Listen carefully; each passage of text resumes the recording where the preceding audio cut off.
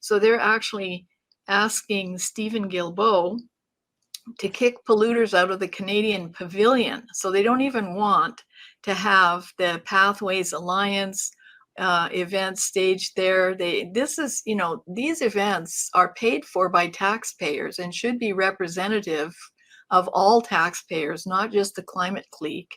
And also, oil, gas, that is one of the biggest revenue earners for Canada. It pays the bills for healthcare, for education, for all the services that we need in this country. We need revenue. And yet these guys who actually just live at the public trough, most of them are heavily subsidized by governments with grants and consultation contracts, with tax subsidies, because a lot of them are charities. All these guys are trying to shut down the industry.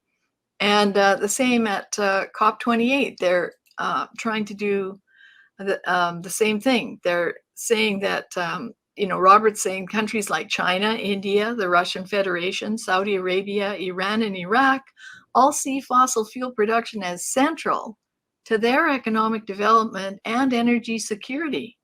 So, if you think about this in terms of geopolitics, us trying to go along with climate change targets that will cripple our country, it's really just giving the advantage to all these competitor nations and putting us completely at risk.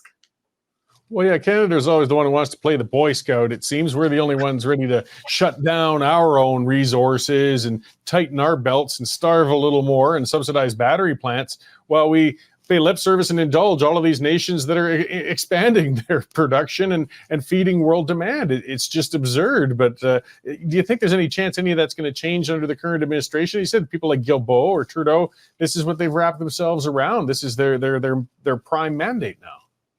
Well, we just had our 20th annual climate science event at the Red and White Club, and Robert Lyman spoke there on when will climate policy hit the wall. And you can see these events online. And he basically says he doesn't think that there will be a turnaround, but he does see that the public are feeling the costs and the burdens of these crazy climate policies. And lots of people are getting a lot more energy literate. And they're seeing that, it's ridiculous for Canada, which puts out perhaps 1.5% of the world's emissions, to try and meet these ridiculous targets when countries like China, China emits in 1 year, in 1 month, what Canada emits in a year, and I think the new calculation, a year and 8 months.